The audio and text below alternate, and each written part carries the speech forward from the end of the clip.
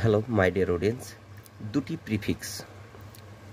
I am ইম এবং I আর দিয়ে বেস ওয়ার্ড থেকে অপোজিট ওয়ার্ডে যাওয়ার বিষয়টি আজকে দেখাবো। প্রতিদিনের মতো আজকেও পোটেন্ট মানে বীর্যশালী বা শক্তিশালী বলতে পারি, ইম্পোর্টেন্ট মানে নির্বীর্য বা শক্তিহীন বলতে পারি, প্রোবেবল মানে সম্ভব, ইমপ্রোবেবল মানে অসম্ভব,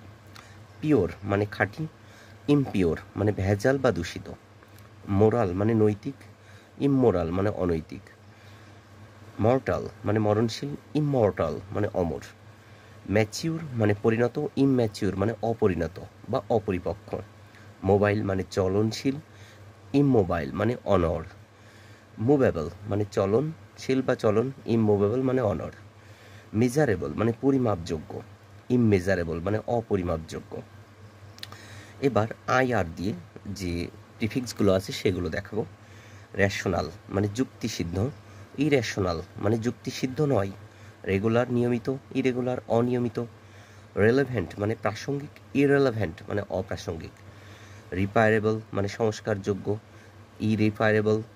মানে সংস্কারযোগ্য নয়, রিকভারেবল মানে আরোগ্যের যোগ্য, ইরিকভারেবল মানে আরোগ্যযোগ্যের নয়, রেসিস্টেবল, রেসিস্টেবল মানে প্রতিরোধ্য বা কোনো রোগটোগ হলে, ইরেসিস্টেবল মানে প্রতিরোধ্য নয়,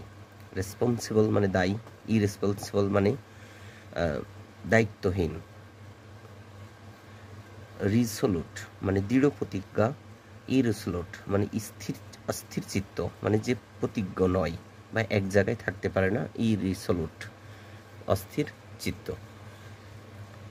তো ধন্যবাদ সকলকে।